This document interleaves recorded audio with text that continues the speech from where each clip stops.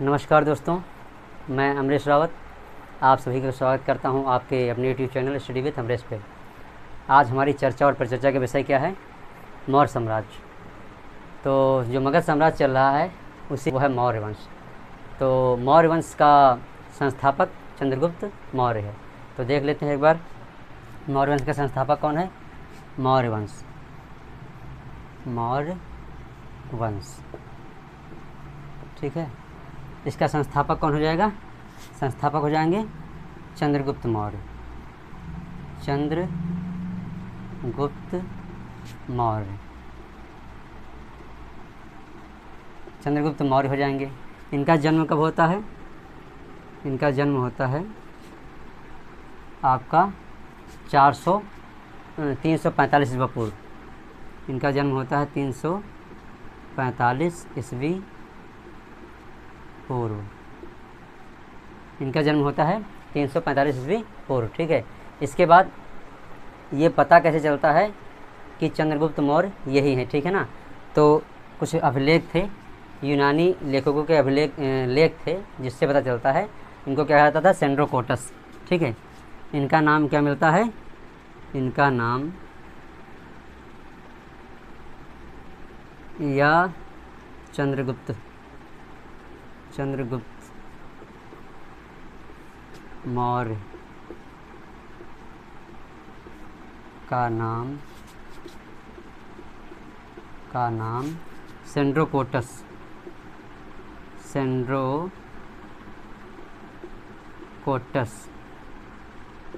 चंद्रगुप्त मौर्य का नाम सेंड्रोकोटस मिलता है।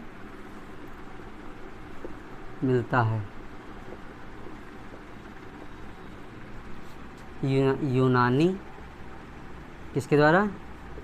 यूनानी लेखकों द्वारा, ठीक है। और सबसे पहले सेंड्रोकोटस ये चंद्रगुप्त मौर्य हैं, इसकी पुष्टि किसने की? तो एक विदेशी राइटर हैं। कौन है? William Jones. कौन है? William Jones.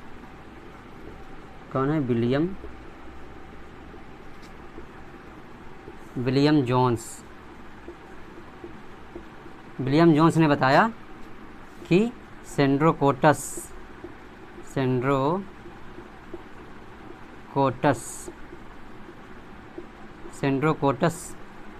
ही चंद्रगुप्त मौर्य हैं।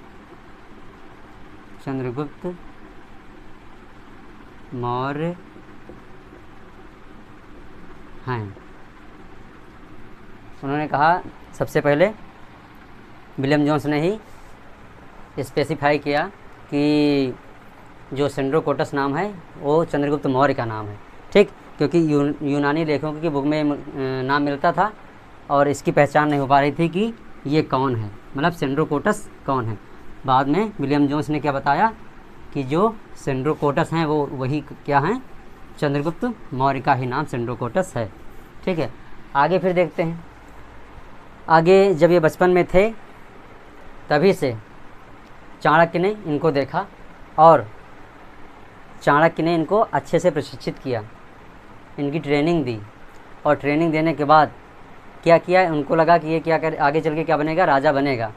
तो उन्होंने इसको अच्छी से ट्रेनिंग दी और ट्रेनिंग देने के बाद सारा युद्ध कौशल सिखाने के बाद चाणक्य क्योंकि घनानंद के दरबार में रहते थे और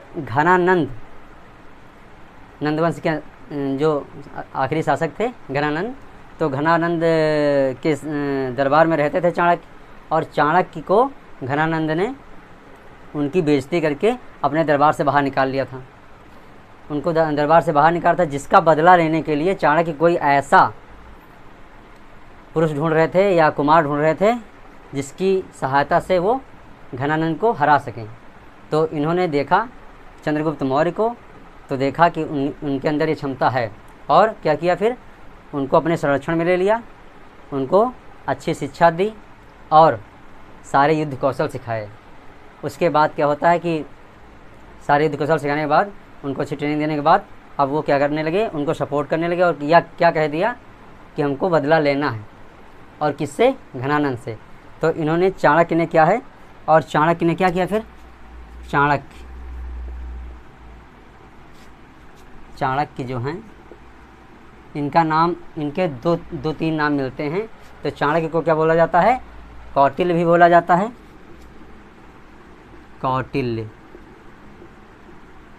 कौटिल्य या विष्णुगुप्त। कौटिल्य बोला जाता है या विष्णुगुप्त बोला जाता है? विष्णुगुप्त बोला जाता है। ठीक है। इन्होंने किसकी रचना की? अर्थशास्त्र की रचना की। इन्होंने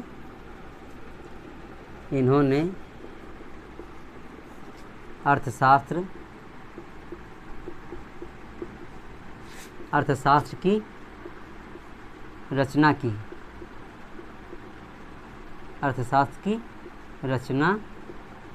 की।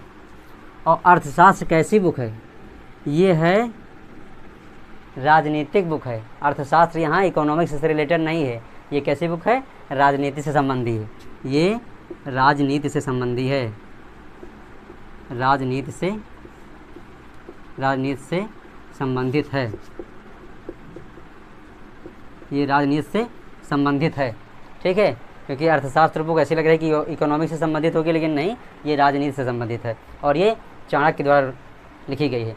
इसमें इन्होंने बहुत सारी पॉलिसीज़ लिखी हैं जिसकी सहायता से क्या कर सकते हैं? शासन कर सकते हैं। जिसकी सहायता से शासन कर सकते हैं। शासन करने वाली इन्होंने बहुत सारी नीतियों को लिखा है। ठीक है। फिर क्या होता है? चंद्रगुप्त मौर्य का एक युद्ध हो जाता है किससे? सिकंदर के साथ। सिकंदर का सेनापति आया था, क्या नाम था उसका? Seleucus Nicator. क्या नाम था? सेलुकस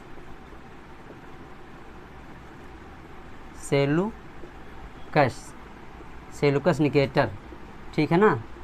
सेलुकस निकेटर है, ये आया था किसके साथ? ये आया था सिकंदर के साथ। तो सिकंदर तो चला गया और मर गया, लेकिन सेलुकस निकेटर यहाँ पे था। तो सेलुकस निकेटर से इसकी युद्ध होती है। कब? ये होती है 305 के आसपास। ठीक है ना। तो चंद्रगुप्त मौर्य ने क्या करते हैं?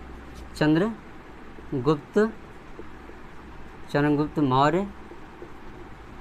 मौर्य ने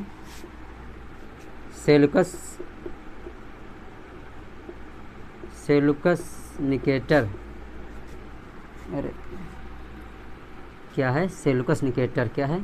चंद्रगुप्त मौर्य ने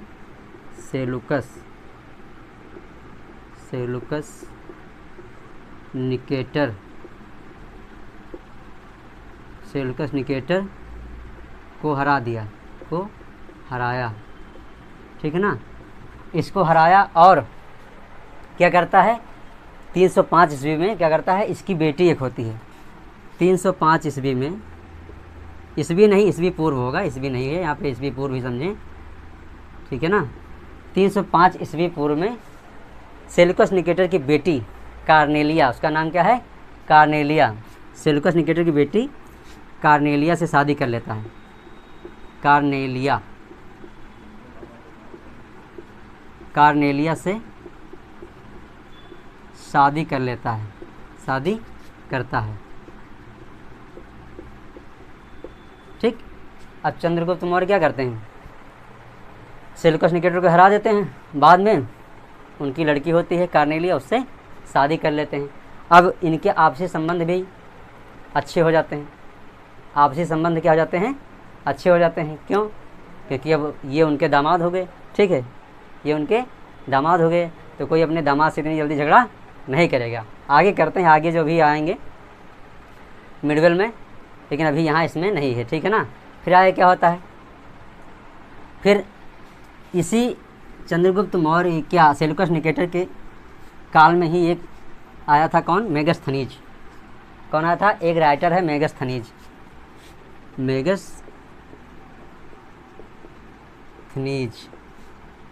एक राइटर है मेगस्थनीज। तो इसकी इंडिका के अनुसार, मेगस्थनीज की इसकी रचना का नाम क्या है? इंडिका।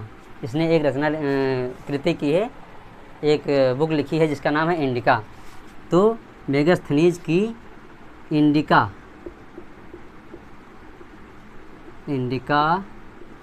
के अनुसार, इंडिका के अनुसार क्या है, ये कहता है भारतीय समाज जो है कितने वर्गों में, 7 वर्गों में विभाजित था। नहीं, या भारत में 7 जातियां पाई जाती थी। इसने क्या कहा कि इसने क्या कहा, भारतीय समाज में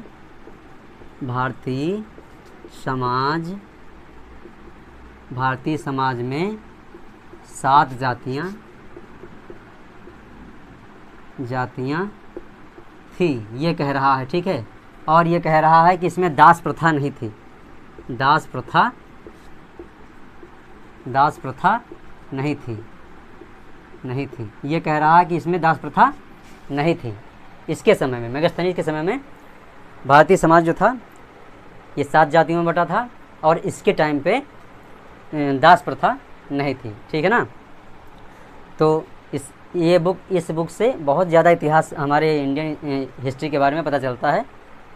मेगास्थनीज की ये बुक इंडिका बहुत इंपॉर्टेंट है, और ये पूछी भी जाती है। तो आपको इसमें यही याद रखना है, मेगास्थनीज की इंडिका। ठीक है, ये ज़्यादा पूछा जाता है। ठीक है, आगे फिर क्या होता है, आगे फिर चंद्रगुप्त मौर्य की मृत्यु हो जाती है। चंद्रगुप्त मौर्य की मृत्यु कब होती है, 298 ईस्वी पूर्व। ठीक है, फिर चंद्रगुप्त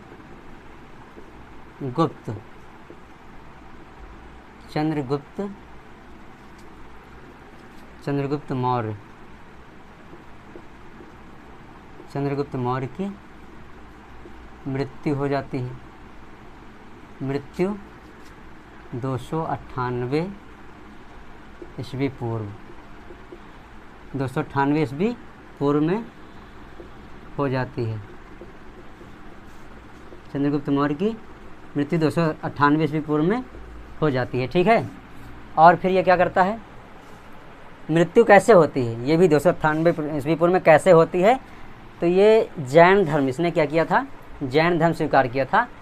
तो जैन धर्म में क्या होता है, एक होती है संथारा, एक रिवाज है, क्या है, संथारा रिवाज के अनुसार, संथारा क्या है, एक रिवाज है जैन धर्म में, रीति है। ठीक है, संथारा रीति है ये जैन धर्म की। संथारा रीति के अनुसार, ठीक है, ये कहाँ जाता है, श्रवणबेलगोला, कर्नाटक में पड़ता है। ये जाता है श्रवणबेलगोला, कहाँ,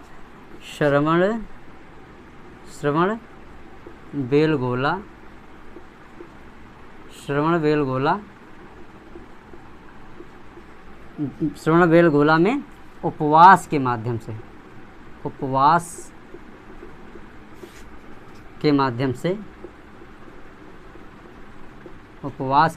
से अपने प्राण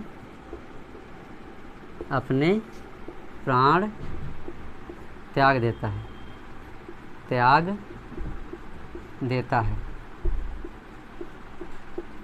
बस यही आपको ध्यान रखना है बस, कि इनकी मृत्यु ऐसे नहीं हुई है। ये जैन धर्म में एक रीति होती है संथारा रीति, जिसमें क्या होता है, उपवास करके अपनी प्राण त्याग दिए जाते हैं। तो ये चले गए श्रवणबेलगोला कर्नाटक, और वहाँ पे क्या किया, संथारा रीति के अनुसार इन्होंने अपने शरीर को त्याग दिया, चंद्रगुप्त मौर्य ने। ठीक है ना। तो इस चंद्रगुप्त मौर्य के बारे में बस इतना ही पढ़ना है, क्योंकि क्या है, बस इतना ही पूछा जाता है, ज़्यादातर नहीं पूछा जाता। ठीक है, आगे कौन आ जाता है, आगे आते हैं इनके पुत्र, क्या नाम क्या है, बिंदुसार। आगे कौन आ जाता है, बिंदुसार। ठीक, आगे आते हैं बिंदुसार। ये गद्दी पर कब बैठता है, ये जैसे इनके पिता खत्म होते हैं, चंद्रगुप्त मौर्य खत्म होते हैं, तुरंत गद्दी पे बैठ जाता है। 298 ईस्वी पूर्व में तुरंत गद्दी पे बैठ जाता है। तो बिंदुसार 298 ईस्वी पूर्व गद्दी पर बैठता है,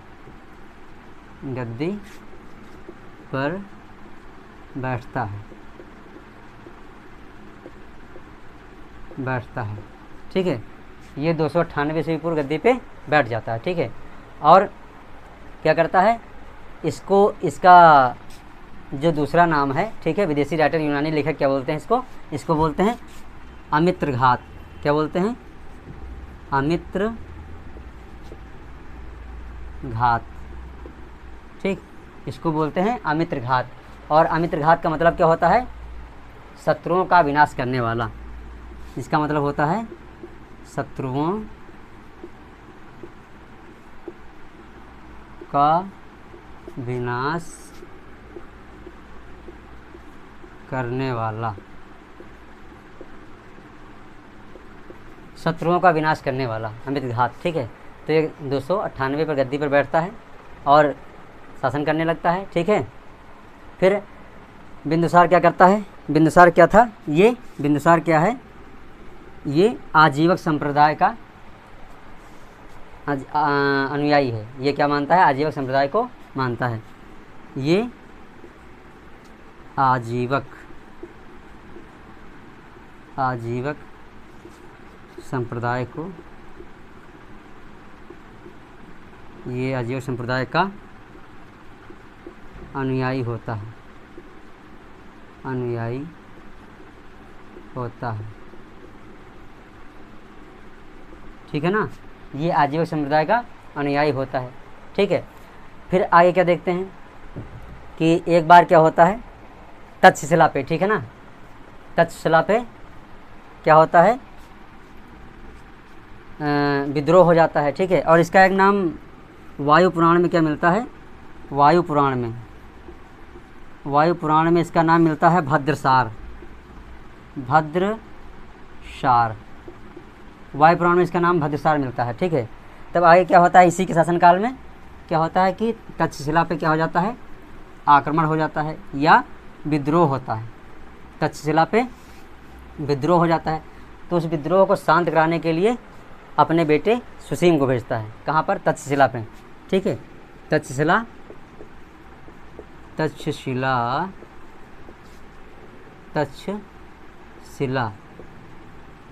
के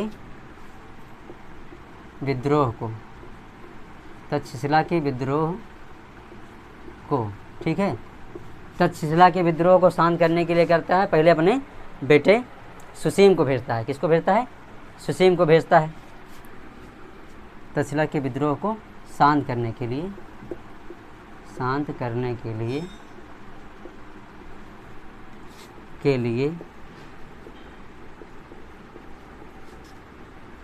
सुसीम को भेजता है। सुसीम को भेजता है। लेकिन सुसीम उसको शांत नहीं कर पाता है, या उसके काबू से बाहर हो जाता है वो विद्रोह। तब ये क्या करता है? अपने दूसरे बेटे अशोक को भेजता है, मतलब छोटा बेटा है अशोक, इसको भेजता है। किसको? अशोक को। फिर अशोक को भेजता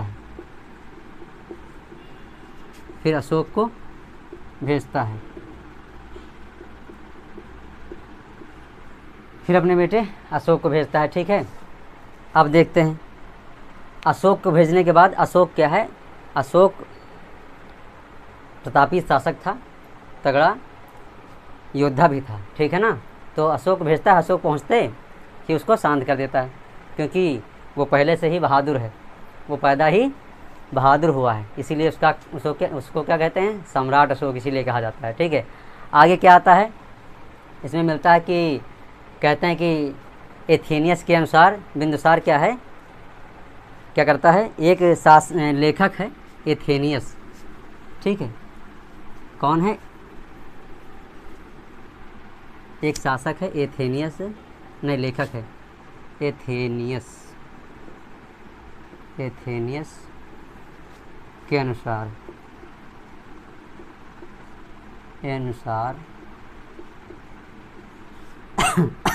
एथेनियस के अनुसार क्या करता है? बिंदुसार कहता है किससे? एंटियोकस से। किससे कहता है? एंटियोकस से। बिंदुसार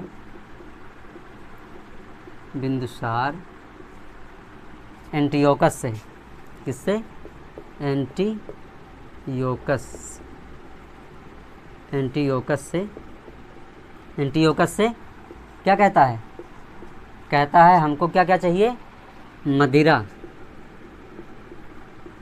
मदिरा और सूखे हुए अंजीर। मदिरा और सूखे अंजीर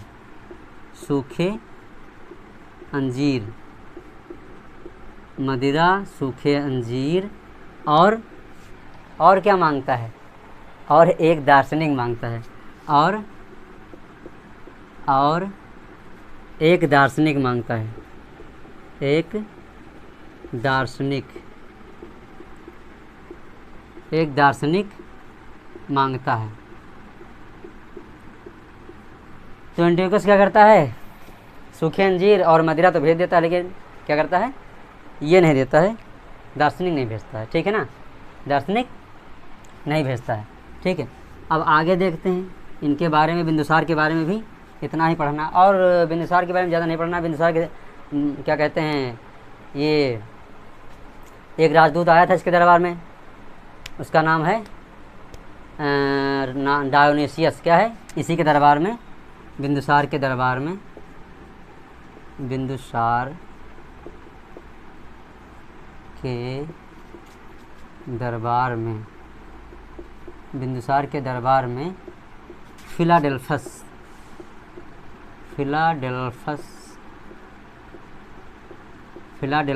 कहाँ पड़ता है? ये पड़ता है मिस्र में। कहाँ पड़ता है? मिस्र में। ठीक, फिलाडेल्फस मिस्र में। वहाँ से एक राजदूत आया था जिसका क्या नाम था?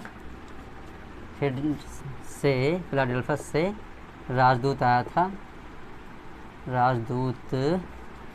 था जिसका क्या नाम है? हम यही लिखे देते ब्रैकेट में, डायोनेसियस।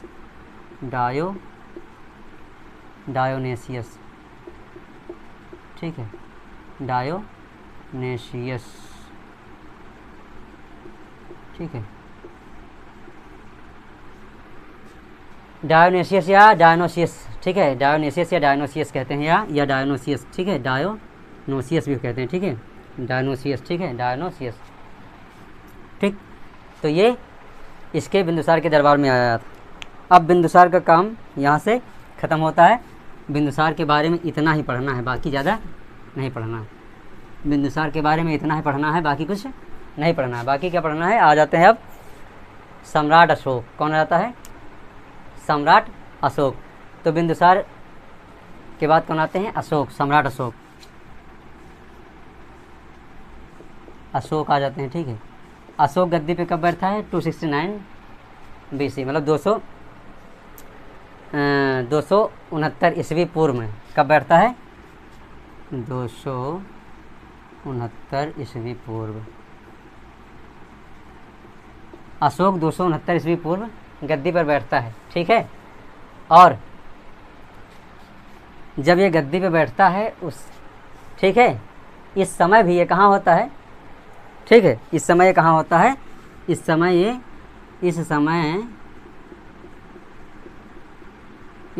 यह कहाँ? अवंती का राज्यपाल होता है। इस समय यह अवंती का राज्यपाल, इस समय यह अवंती का राज्यपाल होता है। इस समय यह अवंती का राज्यपाल होता है। और क्या करता है कि इसका नाम अशोक है। ये कहाँ से पता चलता है? ठीक है, अशोक का नाम अशोक कहाँ से पता चलता है? तो ये है एक आपका मास्की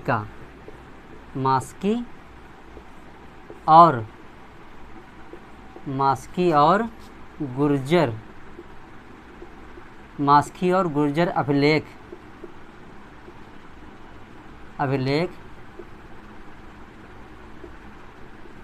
मास्की और गुर्जर के अभिलेख से पता चलता है कि अशोक का नाम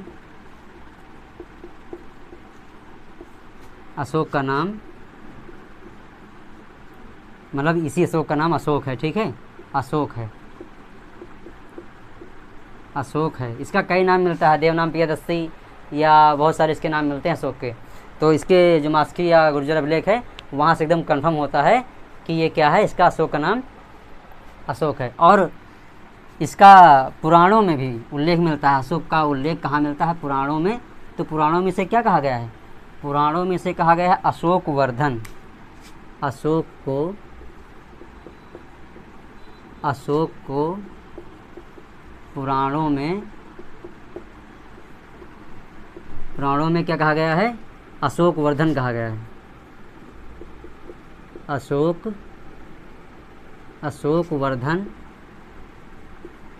वर्धन कहा गया है।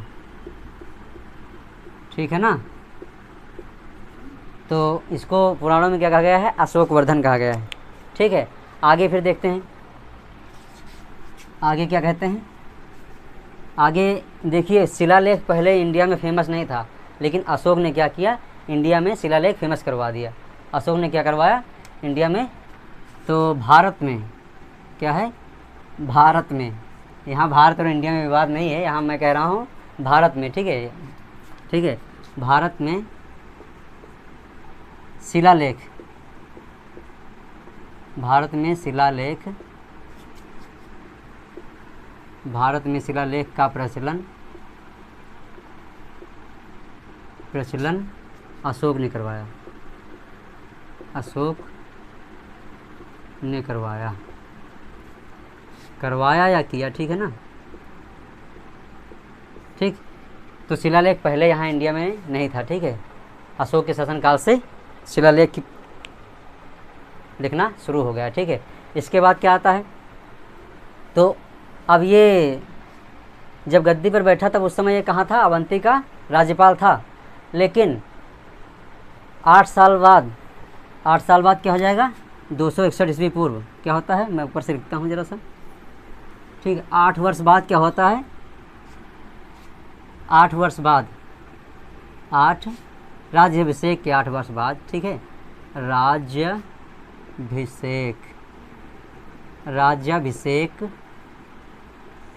के 8 वर्ष बाद,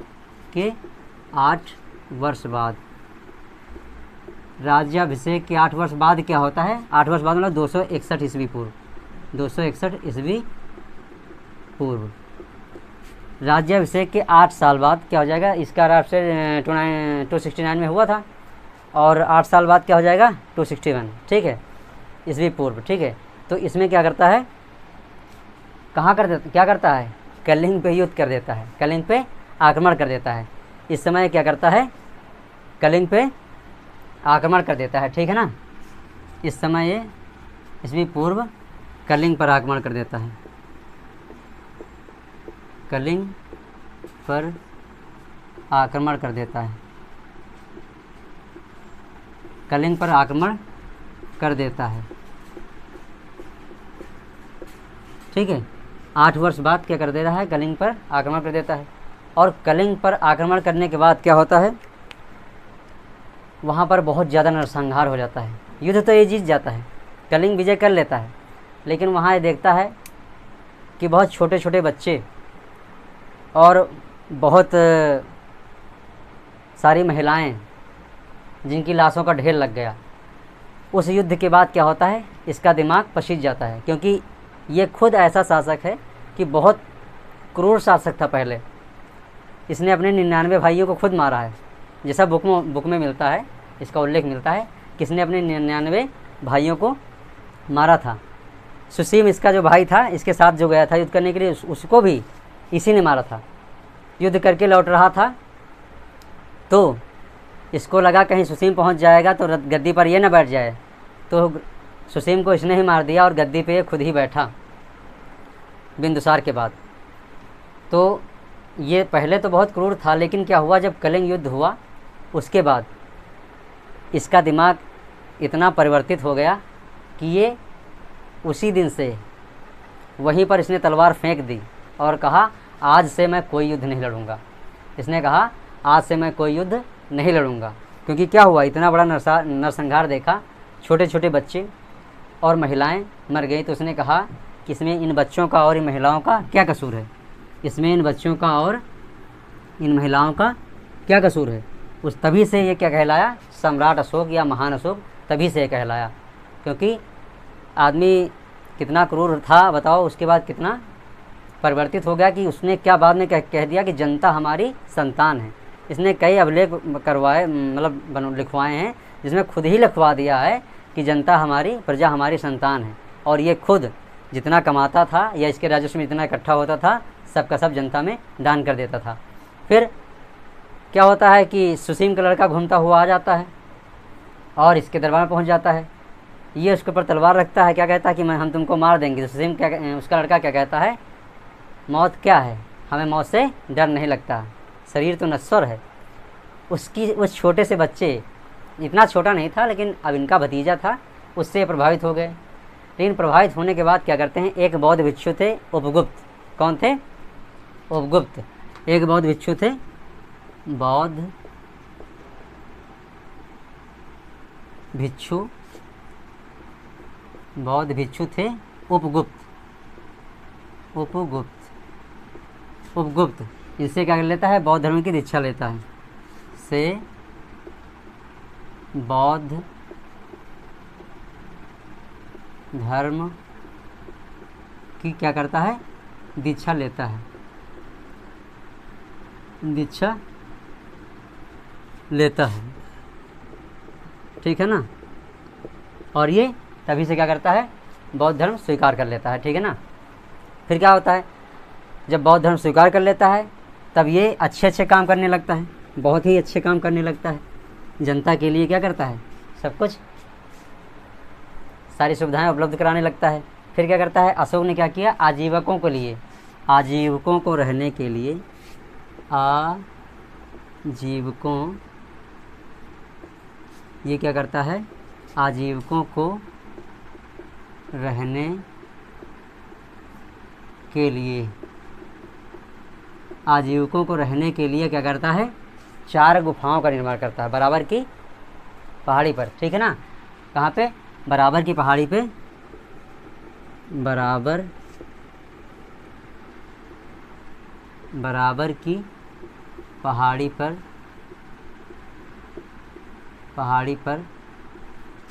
4 गुफाएं बनाता है, 4 गुफाओं का निर्माण करता है, गुफाएं बनाता है, ठीक है ना।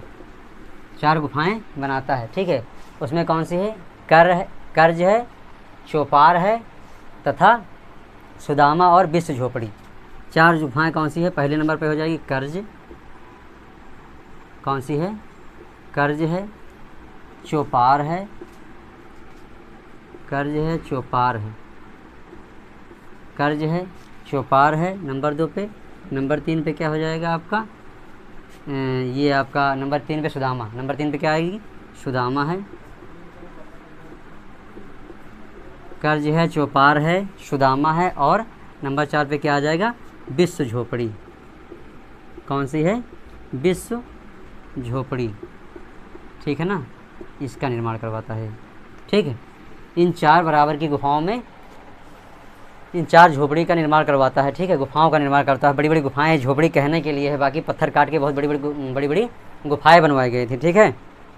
तो ये 4 गुफाएं बनवाता है, ठीक है। फिर आगे क्या होता है, अब ये क्या करता है, बौद्ध धर्म को अपनाने के बाद इतना उदार हो जाता है कि जनता को क्या, अपनी ही संतान मानने लगता है, ठीक है। आगे क्या होता है, इसके एक लड़का होता है महेंद्र। कौन होता है, महेंद्र, एवं उसकी पुत्री क्या नाम क्या है, संघमित्रा, ठीक है। ये अशोक, कौन है, अशोक अपने बेटे, अशोक अपने बेटे महेंद्र, अशोक अपने बेटे महेंद्र व पुत्री संघमित्रा को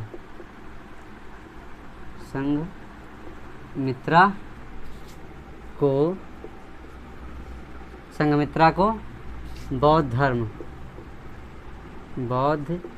धर्म का प्रचार प्रसार करने के लिए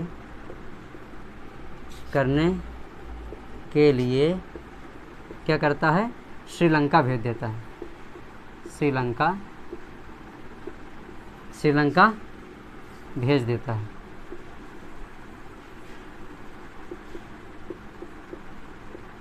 ठीक है।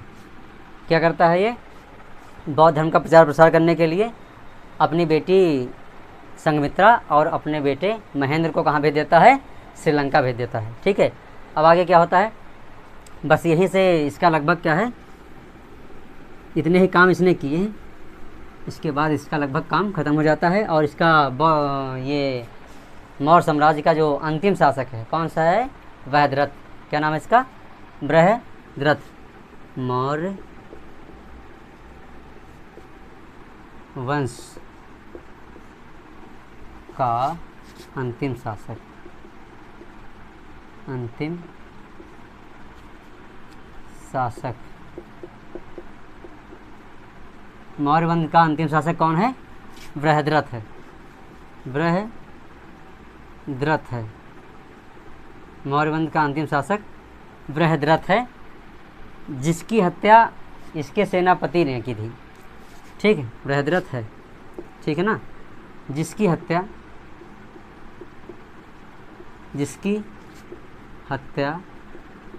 185 ईस्वी पूर्व, 185 ईस्वी पूर्व, जिसकी हत्या 185 ईस्वी पूर्व किसने कर दी थी, जिसकी हत्या 185 ईस्वी पूर्व इसके सेनापति,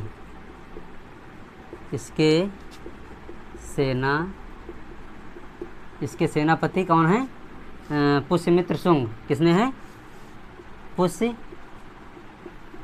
पुष्यमित्र शुंग ने कर दी थी, जिसकी हत्या इसके सेनापति पुष्यमित्र शुंग ने कर दी थी। ठीक है ना, ने कर दी।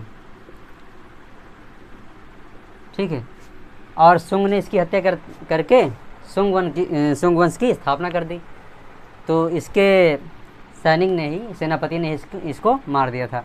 तो यहीं से मौर्य साम्राज्य खत्म होता है। और वीडियो ज़्यादा लंबा ना हो इसलिए ज़्यादा डिस्क्राइब नहीं कर पाए हैं, ठीक है, क्योंकि वीडियो बहुत लंबा हो जाएगा। और बाकी जितना मेन पॉइंट है सारे डिस्कस कर दिए हैं। ठीक है। तो अगर ये वीडियो आपको अच्छा लगा है तो इसको लाइक करें, ज़्यादा से ज़्यादा शेयर करें, और अगर चैनल पे नए हैं तो सब्सक्राइब करें। और स्वस्थ रहें, मस्त रहें। धन्यवाद।